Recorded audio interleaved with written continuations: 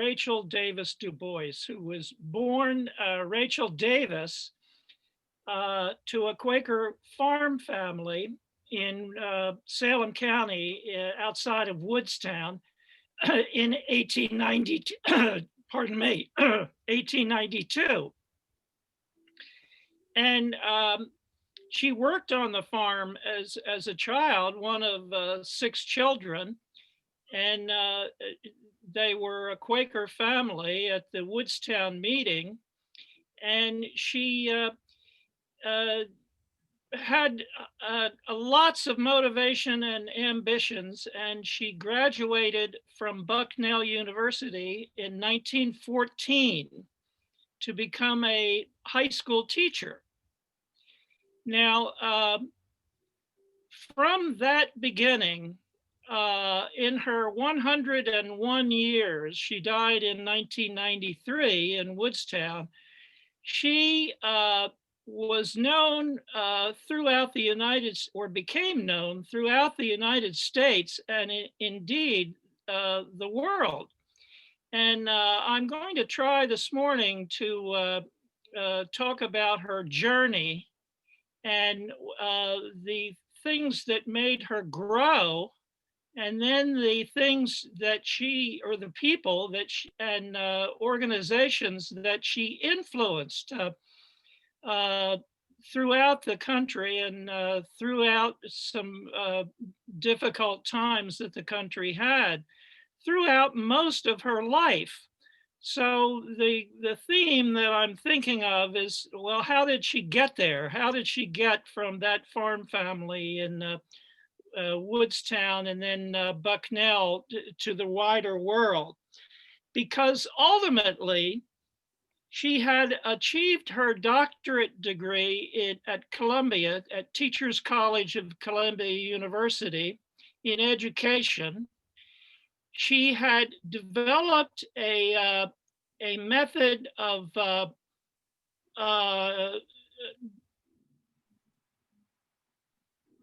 gathering people together and uniting, called the group conversation method.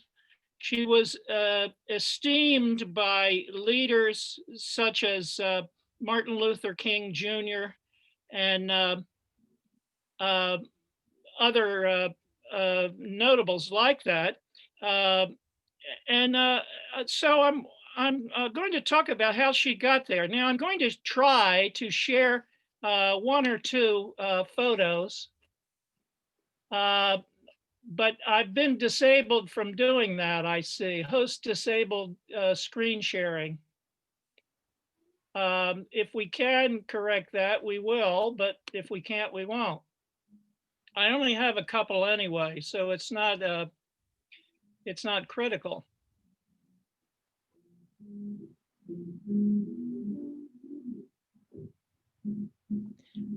I think you have to make him host. No. All you do is go into security at the bottom where it says security and allow him to share his screen. You see that, Lois? In security. Security and screen share is allowed. Okay. And when I look at screen share, I've got I can get there. Multiple participants can share. Yeah, I think I can get there. Can you all see this? What I've just thrown up? Yeah. Which is a drawing, a mural. Can you see that? No. It has to be participants share. You have to allow participants to share. Do you want to pass host back to me and I'll work on it? Tell me how to do that and I'll be glad to give it back. Okay, go into participants and click on my name. Okay, participants. And Paul. Right. More. Make host. Yeah. Yes. Okay, now let me see. Okay, so it does show participants can share screen. screen. All right, let's try that. And I'm making you back, I'm passing host back to you. I don't want to, I'm not. Now I tried it again. If it didn't work though, Mm. if it didn't work, I'm going to skip it. What I want to say is I want to be off and running. She went to Bucknell. She graduated in 1914, and she started teaching high school in Glassboro, New Jersey. And as a matter of fact, early in life, she married her high school sweetheart, Nathan Dubois, who was also from Woodstown. And together, they attended a World Conference of Quakers, of Friends in London in 1920. And that was a life-changing event for Rachel. Because at that World Conference in London, they were talking about the poor treatment that Black World War I Army participants, soldiers, had received in the Army, and most especially when they went back home to the South, where many of them were from. And they talked about deplorable conditions for Black people in the South.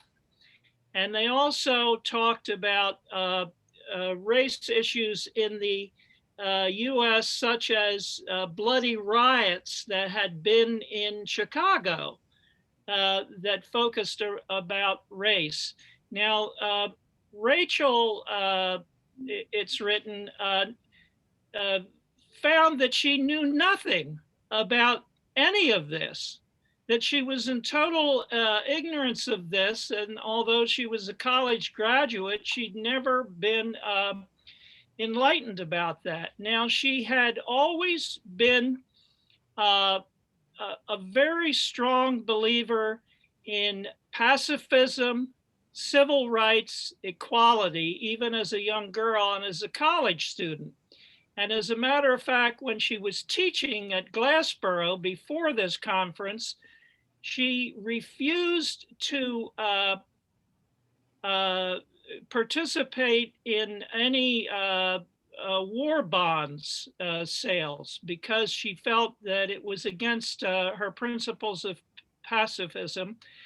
And so the high school administration wanted to fire her, but they were not successful in doing that. But this is an example of many times when she met disfavor and overcame it, or ignored it.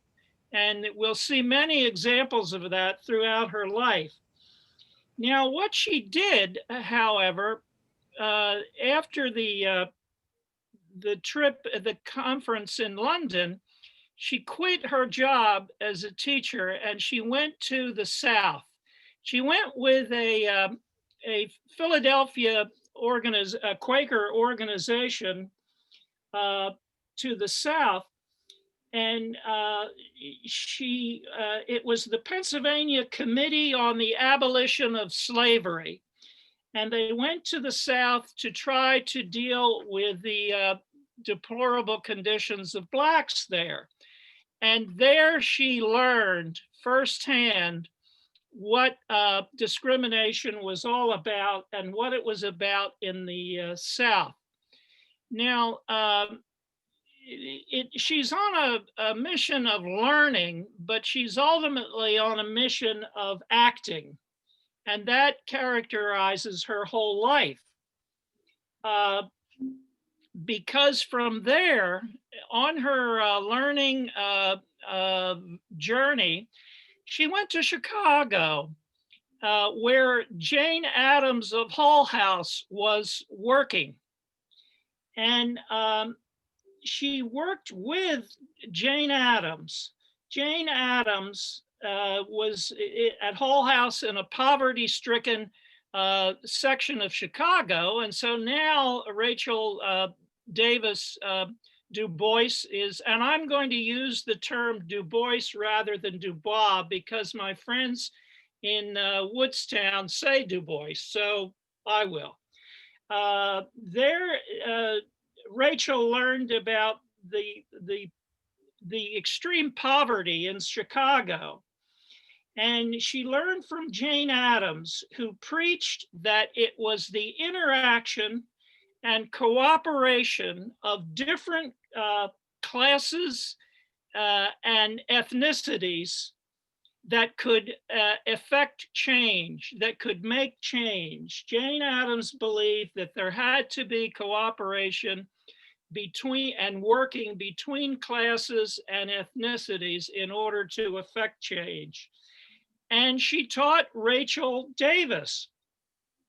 Now, in 1924, Rachel Davis returned to New Jersey as a teacher, and she went to work in Woodbury High School, which is noteworthy because she was put in charge of student assemblies.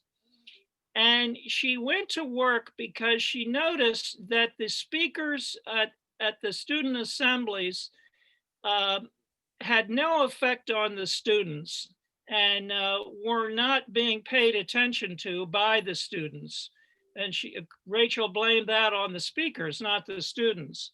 So she had already in her travels and in her thoughtful studies picked up some methods of John Dewey in modern education, and she developed the assemblies so that they would be participating assemblies with the students, so that she would bring people into the assemblies that the students could be interested in and who were different from the students. Woodbury High School had largely white students at that time and Protestant students. So she brought in some Black ministers. She brought in some Jewish rabbis. She brought in some Polish Catholic priests. And she made it interesting for the students. Now, she developed a method whereby she would break into small groups and they would talk about things they all had in common, the speakers, the students. And she would use it as a socializing time. And then the students would become much more receptive on whatever the program was. And the program was designed by Rachel to let students know about people who were not like the students. Rachel Davis had a favorite saying through her life, and that is, the not me in thee is what attracts thee to me. The not me in thee is what attracts thee to me. So that's what she was trying to do with these students. Now, the administration again tried to fire her because she was emphasizing in these assemblies racial equality, women's rights, and pacifism. Now this, as I say, was in the 20s. And so the local Woodbury administration and towns officials didn't like her subjects, her messages, and they tried to fire her, but they were not successful. In 1931, however, she began to work toward her advanced degree at Teachers College in Columbia. Now, she had formulated in her studies at Columbia the practices that she had developed, and it was called by others the Woodbury Project from Woodbury High School. And for many years, her method was called the Woodbury Method or the Woodbury Project.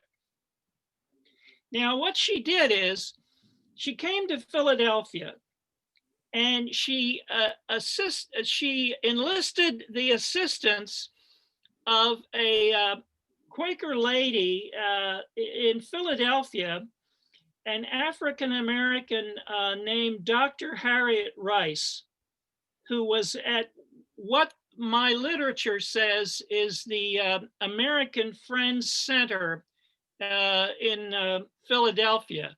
Now, I don't know whether that's the American Friends Service or what it is, but it was called the American Friends Center. Dr. Harriet Rice was employed there. And Dr. Rice was so impressed with Rachel that she left with Rachel to go to New York City, where Rachel was a student. And together, they worked on and developed Rachel's methods of enabling people to learn about different people and different ethnicities. Now, they called it the Intercultural Education Movement. And I have learned that that became a major movement in education in the United States, the Intercultural Education Movement. And Dr. Rice and Rachel worked on this together in New York City, in both Columbia and also at NYU, where Rachel finished her doctorate degree. Now, what they did is they developed pamphlets and speakers programs, and they started to enlist and avail themselves to other organizations about this method. And they developed programs to present, which included music, art, and cultural artifacts of different American and micro-American cultures, so that they were aiming to make different aspects of society more appealing to other groups. Now, these pamphlets and publications and programs, and incidentally, Rachel authored or co-authored 17 books or pamphlets in the course of her career. They became greatly in demand, and so did the intercultural education movement. And so at this time, she completed her doctorate at the same time at NYU, but she also completed her marriage because Nathan Dubois and she separated it and divorced at this time. And Rachel had moved way on. And I might add that I have read that as a very young woman, Rachel very much wanted to have children, but her husband either could not or would not have children. And so Rachel had decided on an ambitious path instead of having children. So her marriage ended, but she was now on her way. And after the war, she lectured on World War II now. She lectured on group conversation in cities throughout the United States.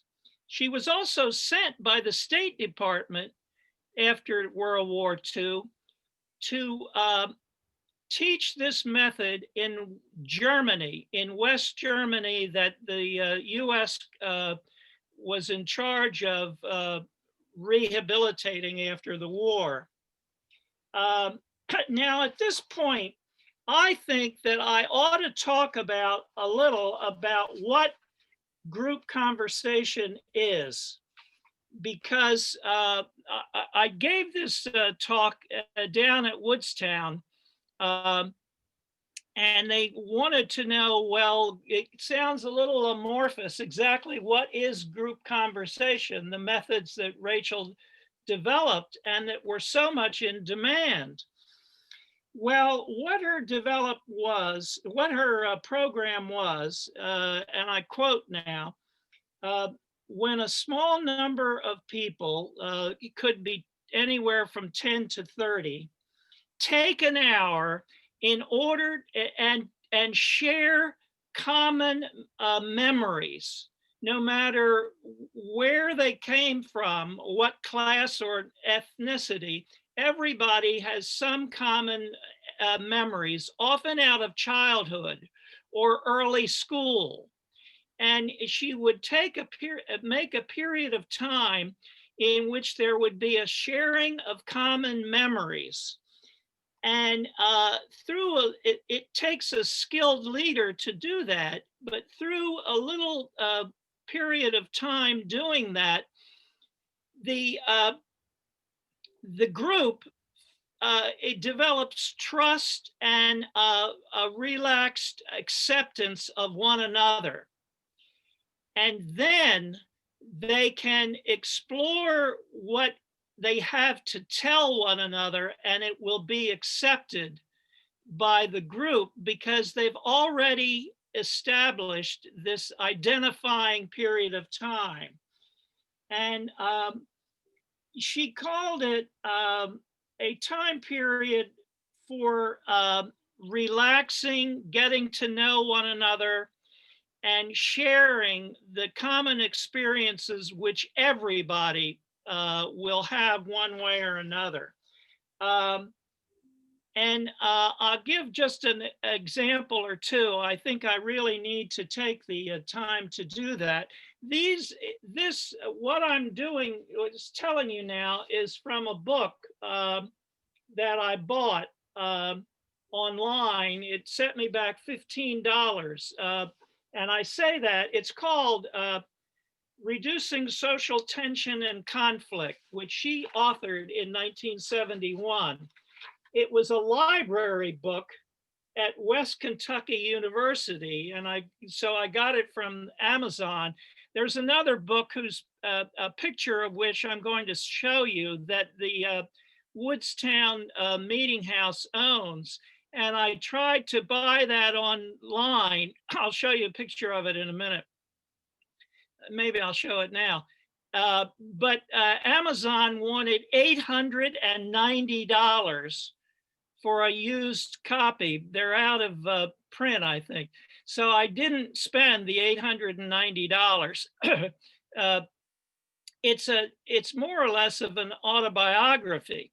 So instead of doing that, I took a lot of material out of the book I just showed you. Now, I think I'm going to show you now the book. Maybe I'll show you a couple things. I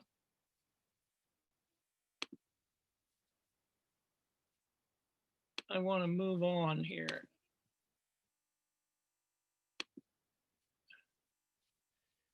Give me 1 second.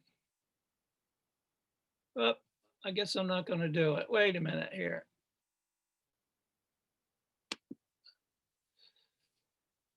Well, I'm going to skip that for a minute. And another example, I want to give you another example. That's my bad. I just couldn't do it. Another example of group conversation. And she does distinguish between group conversation and group discussion. Group conversation is where you relax and begin to accept whatever the other people have to say in the group. Now, another example of that that's in the book, there are actually many examples. She talks about a workshop in the South with women. And it was a in-person weekend retreat of Black women and white women. And in the course of the retreat being organized, a number of the white Southern women felt uncomfortable with the fact that they would all be staying together for the weekend, both Black women and white women. So the leader of the group conversation had the women start to share memories of when they were little girls, what the kinds of things they experienced at breakfast and what they had for breakfast and what they shared. And in the South, some of them, both Black and white, they would have their families would have big breakfasts that involved bacon or ham from hogs that they killed themselves, on the farm. And so they explored what they felt about as children about the killing of these hogs. And that kind of almost silly conversation so relaxed the group that they could really start to bond, and the problem they were having just disappeared. Now, what Rachel would do is, or anybody else who was using the group conversation method, is you would go through that period. It was not a waste of time. It was essential before you got to group discussion. Group discussion is when you were going to attack problems that everybody knew existed. For example, why was there still segregation in schools in the South, and what shall we do about it? And you could have some meaningful conversation which would lead to actions, but you could only do it if you had started out with the group conversation before the group discussion, in order that everybody is on the same page. Now, it sounds perfectly simple, but the amount of demand that she attracted resulted in eventually, as the decades wore on, and she was admired by the civil rights leader, A. Philip Randolph, and also the writer Langston Hughes. She was introduced to Martin Luther King Jr. And Martin Luther King Jr. was so impressed by what he learned that he asked Rachel to come down to the Southern Leadership Conference in the South and hold staff education sessions in group conversation and group discussion. And she did that for 2 years for Martin Luther King Jr. at the Southern Leadership Conference, Southern Christian Leadership Conference.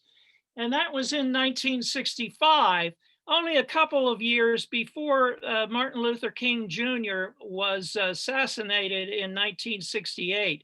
And up to King's assassination, she was in pretty constant contact with Martin Luther King Jr. because he had grown to admire her methods so much. Another Black leader that had an impression on her and that she impressed was Bayard Rustin here in Philadelphia. And Bayard Rustin, of course, was first of all a pacifist before, and very active in pacifism, which was Rachel's original love and original passion. And Bayard Rustin became very active in civil rights and issues of discrimination, and so did Rachel. So they were, that was another Philadelphia connection for Rachel, and it was another kindred spirit. She had a long history of kindred spirits. Many, many years, decades before, she had established a close relationship with W.E.B. Dubois. No relation, but they often joked about that. And actually, I've read in some of this information that Rachel, when she was in New York, she was somewhat dark complected and would pass for Black. And apparently, W.E.B. Du Bois and she often joked about being related. Of course, they could have been. They might be. So she came back to Woodstown in 1973 in retirement. In 1983, she was 91, and she was obviously well known by this point, and she was celebrated. The local newspaper, as a celebration in February of 1983 of Black History Month, did their feature article and interview with Rachel. And she continued to work in Woodstown now. She'd been away all her life after leaving Woodbury High School, but now she retired and returned to the family farm, or a farmhouse on the property outside of Woodstown. And I went down to speak to the Friends Village at Woodstown a month ago, and I learned there, well, first of all, they were very interested because they have a Rachel Davis Du Bois building at Woodstown, but many of the residents in this retirement home, the Friends Retirement Village, have no idea who she was. So that's why they invited me to speak. Now, my own high school Sunday school teacher, with whom I'm still friendly, invited me down there. She's a very active force at the Friends Village Retirement Center. Incidentally, she's 95. And she knew Rachel Davis Du Bois. Her daughter-in-law worked closely with Rachel in Rachel's retirement. And I found that a husband and wife participant in my talk who live at Friends Village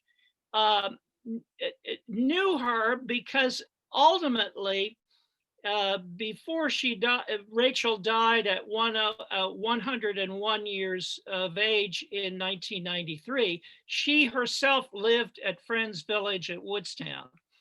And they grew to know her.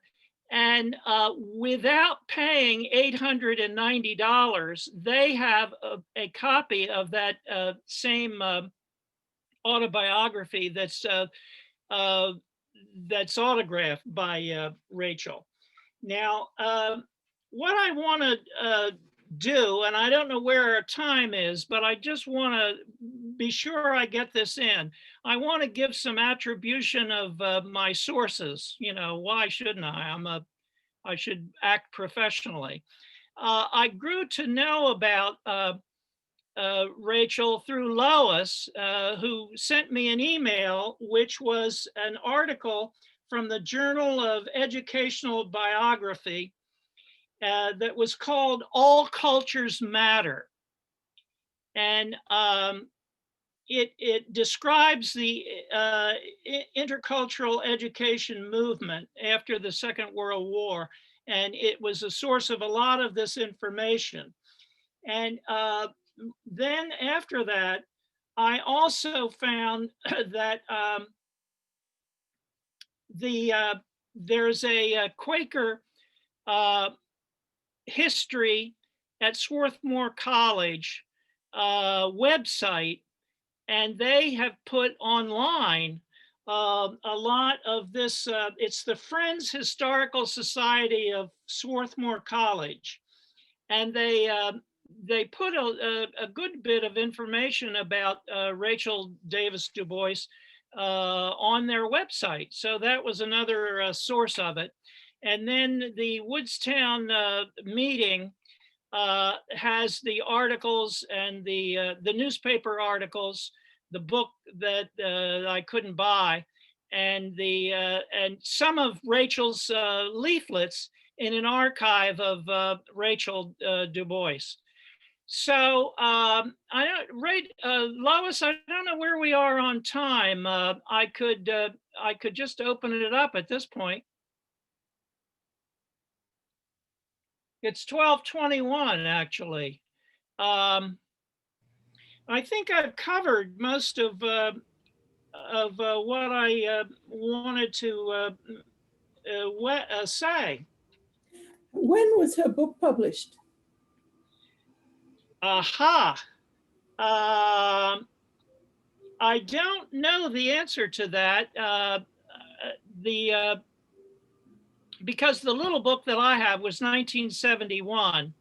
So I'm not sure when her autobiography was published.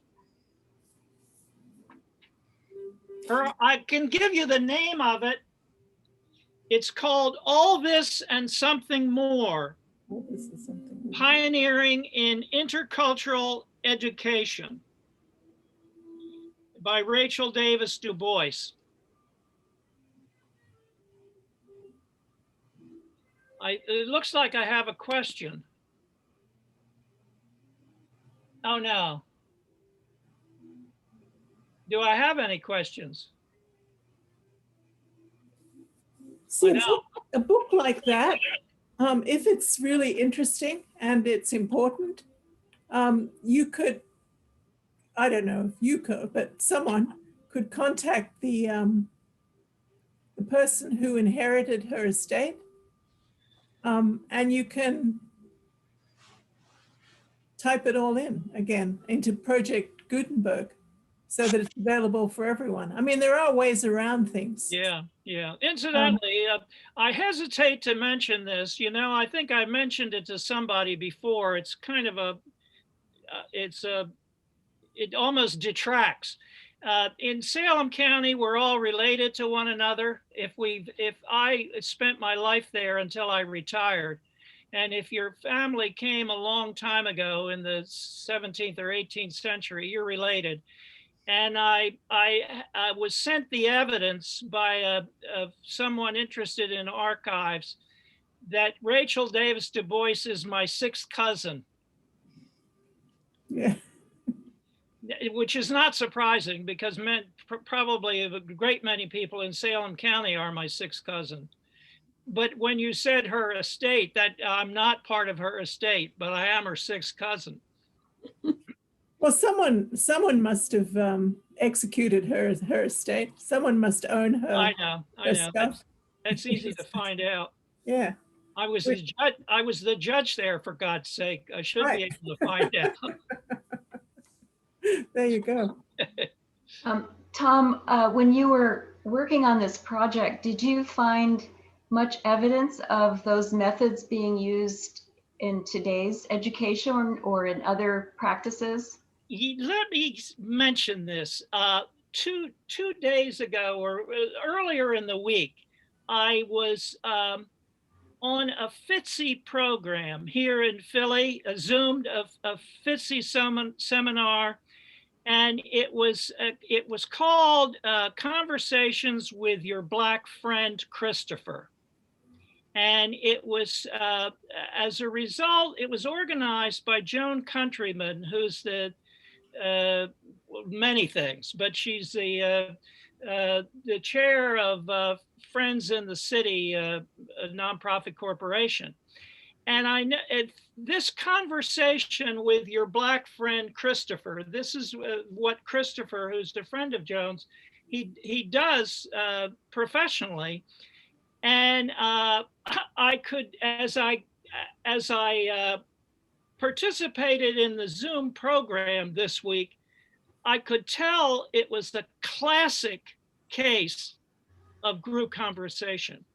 And, you know, I only know that because of all this reading that I've been doing, but it was like a book letter case of group conversation. Now, I don't know what he's had a lot of training.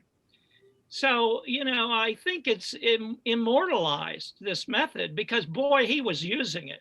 And he was asking us some questions to try to, and there was chat, you know, in order to try to identify with one another. And then he was what he was really, it was mostly white folks getting a chance to interact with a Black man. It was the method. It was the group conversation method. Maybe he was trained in it. I was curious. Well, I might add that Interfaith Philadelphia, which is a group that's trying to foster interfaith relationships, they also do a lot with a very similar technique called civil conversations. And I've participated in several of their programs. But it just picks up on so much of how you described what Rachel pioneered. Yeah. And you know, the other thing about it, and I think Lois and I both probably had this impression, it's so timely. It's so timely. It couldn't be more timely. Yeah. Really. I mean, it's extraordinary. Yeah. But you know, I guess I'm repeating myself. When my biggest impression of Rachel was how she came from being a farm girl working on the farm, born in 1892, how far she pushed herself and how she grew incredibly, and how she was able to absorb so much and then give so much.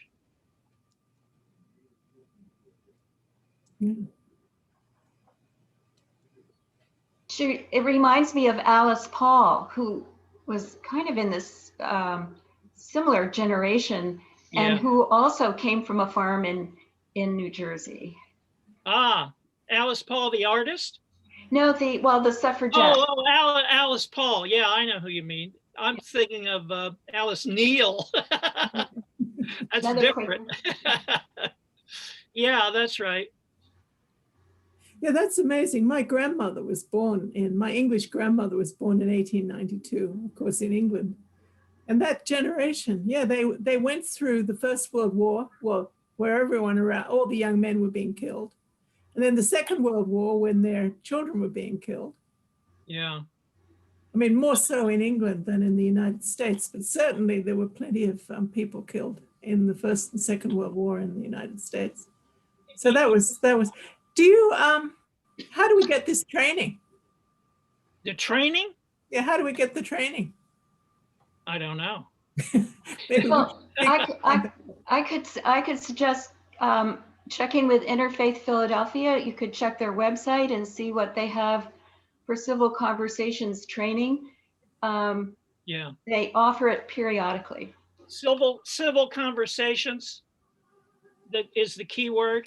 Civil conversations. Right. Yeah. Well, coincidentally, the presentation next month will be very much along the same lines. Karen Tibbles will be doing explaining how to get in a position to have a civil conversation by recognizing differences in values and similarities in values. And I believe Lois has a handout for Karen's presentation next month. But it is a nice follow-on to Tom's presentation. Tom, do you edit in Wikipedia? No, what do you mean edit? Well, I can show you how to do it. I would love you to put a lot of this stuff in her Wikipedia profile. Oh gosh. Is it? Yeah, it's very easy to do. Yeah. Uh-huh. I can certainly show you how to do it. Yeah. That's, I'll take you on that. Yeah. Okay, yeah, Gosh, it's my immortality, isn't it? absolutely. Absolutely. We can do a profile of you too. Why not? No, it's already there. It's already there. Is it? Yeah, it is. We can alter that too. Oh dear. But yeah. Well, thank you, Tom. That was really good and a lot to think about. And an impressive woman, impressive person. Yeah. It was Thank you. so much fun for me, and it was so much fun to go down to Woodstown, really. You know.